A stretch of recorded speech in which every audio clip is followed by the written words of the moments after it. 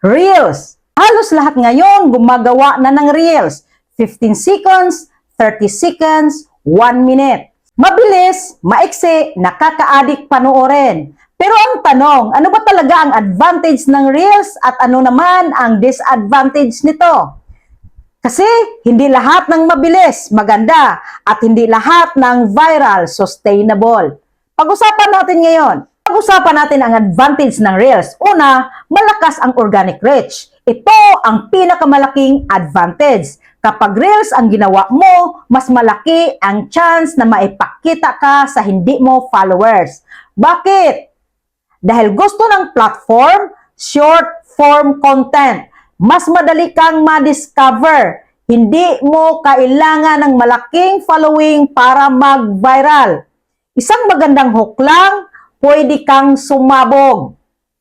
Number 2, madaling konsumuhin. Ang attention span ng tao ngayon, maikli. Busy ang tao, scroll ng scroll, swipe ng swipe. Ang Reels, swak sa ganitong behavior. Hindi kailangan ng 10 minutes para makuha ang message mo. Sa loob ng 20 seconds, pwede kang maka-inspire, makapagturo o makapagbenta.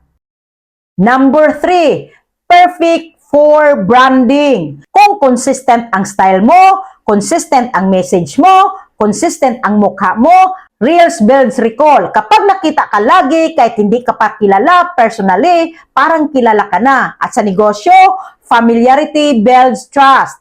Pang-apat, mas mabilis ang growth. Kung nagsisimula ka pa lang, Reels ang pinakamabilis na paraan para lumaki ang account. Hindi mo kailangan ng high production. Kailangan mo lang ng strong hook, clear message, at clear value. Pag-usapan naman natin ang disadvantage ng Reels. Hindi lang puro advantage, may dark side din ito.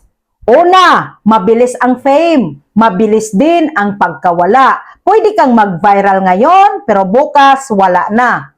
Reels content, mabilis kalimutan. Kung wala kang long-form content, walang deeper connection. Ang Reels, pang-attract, pero hindi sapat para mag-build ng malalim na relasyon. Number 2, puro views pero walang conversion. Maraming creators, million ang views pero walang income. Bakit? Dahil ang Reels madaling panuorin pero hindi ibig sabihin handa bumili ang tao. Entertainment is easy. Conversion is strategy. Kung wala kang funnel, hindi kikita ang views mo.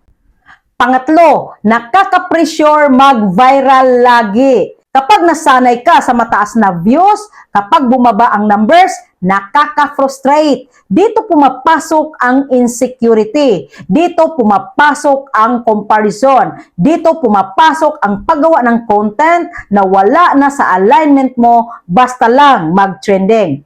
Pang-apat, surface level learning. Dahil maiksi ang Reels, madalas kulang sa depth. Pwede kang magbigay ng idea pero hindi mo ma-explain ng buo. Kaya kung puro Reels lang, mababaw ang positioning mo. So ano ang tamang approach? Huwag kang umasa lang sa Reels. Gamitin mo ito bilang attention tool, branding tool, traffic tool. Pero kailangan mo pa rin ng long-form content, community building, MLS o direct connection, unclear offer. Ang Reels ay pang-akit, hindi ito ang buong negosyo. Reels is powerful, pero tool lang siya. Kung marunong kang gumamit, aangat ka.